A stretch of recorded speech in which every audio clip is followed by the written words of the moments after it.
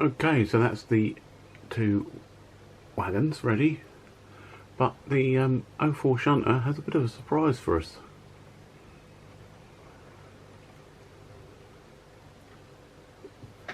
Because here is a proper trying version of the wagon, and as you can see it is slightly different.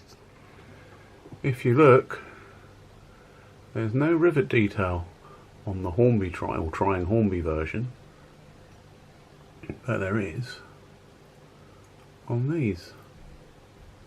It also sits slightly lower. Now the numbers are interesting. As you can see, these two are the same, B4593. Well, really they're missing 2 digits. They should be B4593 something something, because these are based on 13-ton steel wagons built 1951-52 at Ashford, and they were the most numerous medium fit or tippler wagon that was built. So that's a little bit of history for you. Now regarding the wheels, they should have 3-hole disc wheels, and I've got a selection here like that, if the camera would just focus. But when it comes to the trying wagon, we've got quite a bit of work to do, because we've got to remove those old wheels, because they do not run smoothly at all, because their flanges are just too deep, and you can see it bobbling along now on the sleepers or the chairs.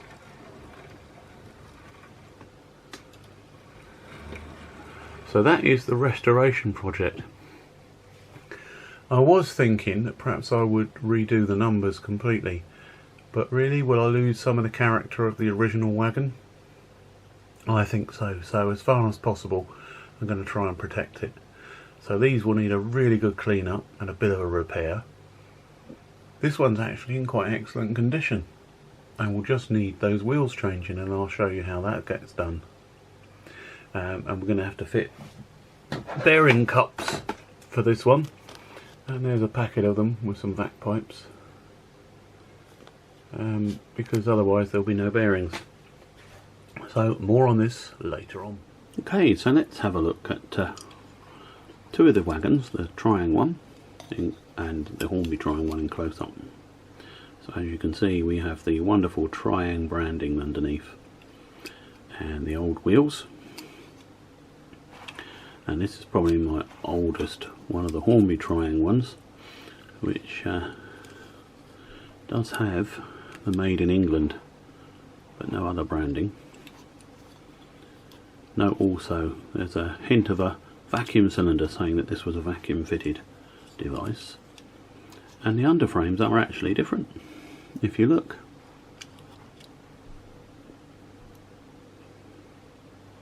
So perhaps this is based on an earlier model. Say they are Ashford built wagons, 1951-1952. There's about 3,000 of them built, and they lasted well into the 90s, finding favour with the civil engineer, as their drop sides was very good for ballast and picking up sleepers and things. As you can see, this poor old one has suffered some damage. We'll see if we can repair that at some point. But I think the first job is to get rid of all that grease, which is probably from fingers, and try to protect the markings, because we're going to stick with them, we're not going to replace them. Pop the wheels out, they're only old plastic ones, disc type.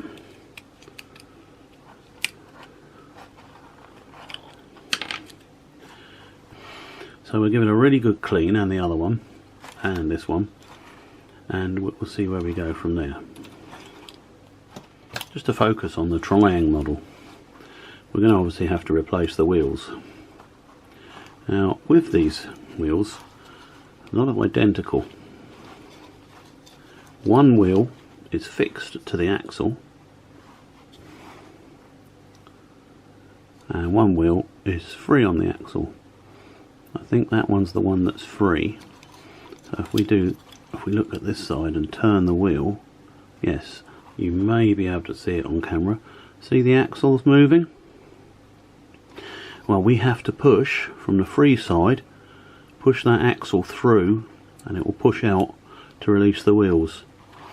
Now really you should use something like a 2mm punch or something like that, but we may be able to get away with it with this screwdriver. Let's just have a try, see what we do. Oh yeah, it's coming. There's the axle through, and we can withdraw him a bit further. There's the axle and 2 wheels out. So that's how you do it. In order to remove these types of wheels, find the axle, find the wheel that is free on the axle, and when you turn the wheel, the axle does not turn. So the axle is, I think, is turning there, but we just check this side. Oh, this one's come open. Yeah, that's the one that is free, look. So it's opposite. And that one, when you turn it, the axle turns because the wheel's fixed to it. So you need to push the axle through to clear. There's the screwdriver I just used. Do it once again. So you push the axle through. There he comes. Pop. Pair of pliers. Axle and wheels removed. Well, that's a good start there. But as you can see, you wouldn't get a pinpoint bearing in those, which is why I should be fitting those little brass cups just inside there. They may need to be drilled out. We'll have to wait and see. Welcome to the bathroom. So we need a little warm water. And no, that's not Sambuca, it's washing up liquid.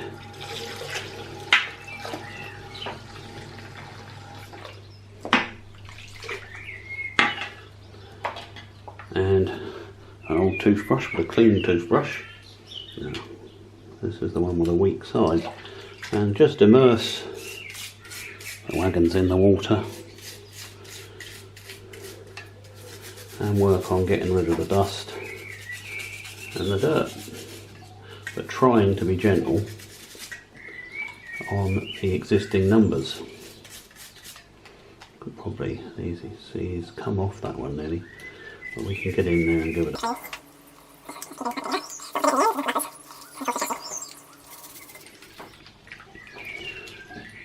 it might be sensible just to glue it shut to protect it from being broken off. I don't propose to be opening it too much. I know I used to as a kid.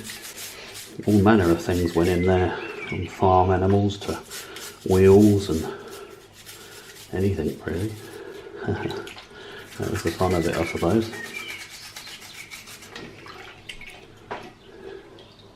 That's looking a lot cleaner already, just with a little bit of treatment. Years of dust and dirt coming away. Lots of use, as you've seen, judging by the worn axles. Right, so that's one done. There's no point in me showing you all of them, so I'll do them off camera. Now, the next bit is quite scary. Using a 2.5mm drill, as square as you can get, open out the axle boxes.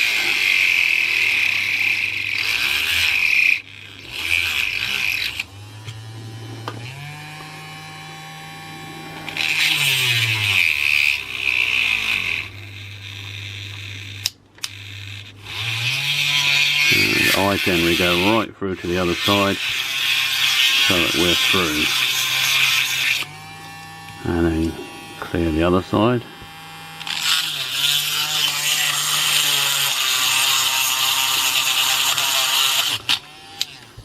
And it may be necessary to do a bit of fettling just to get the hole completely open. It's white metal chassis, so be careful because it's very soft.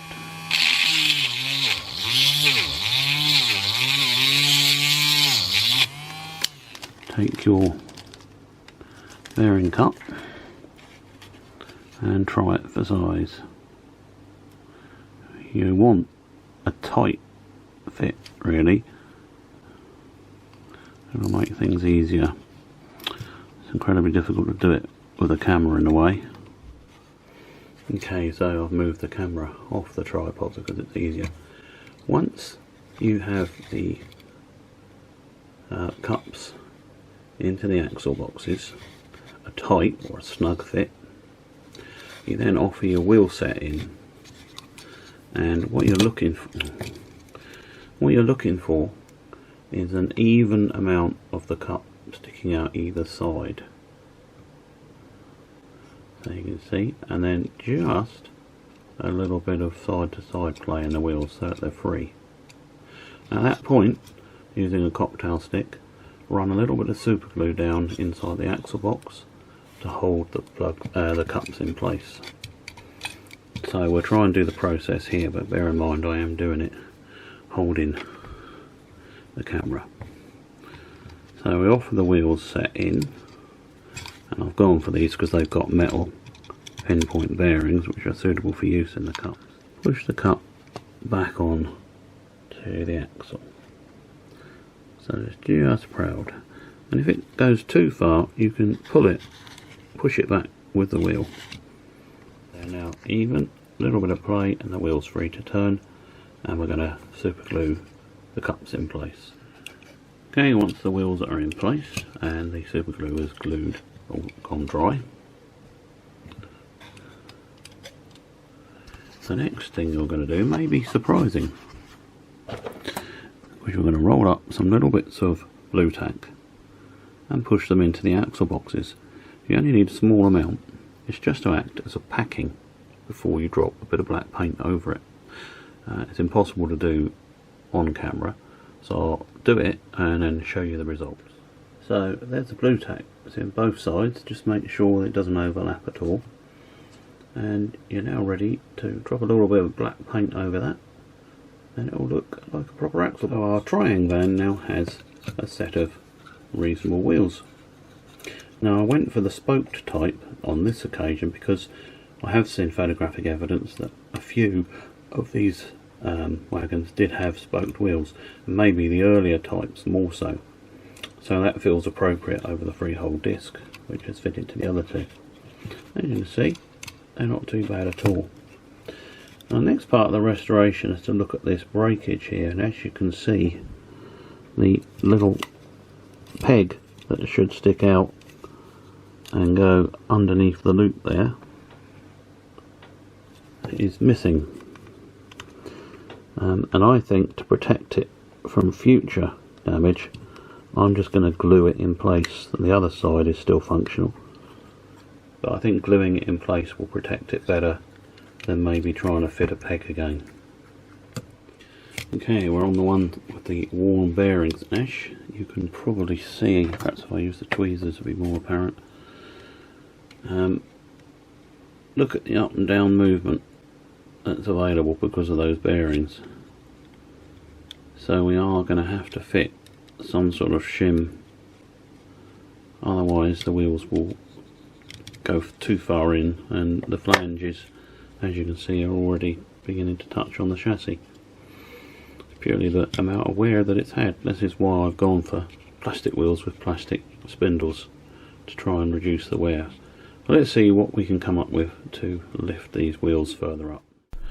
Well, trying to show you on video what I did was very hard, but it was actually my wife's idea, who used this old credit card and cut out some even 12mm shims, drilled them in the middle, and then fitted, as you see here, in just below the axles. This lifted the wheels perfectly, but I did have to use metal spoked wheels again. So the restoration is finished, and these venerable old wagons can once again take up their place on the model railway. Let's see them in use with the 04 shunter.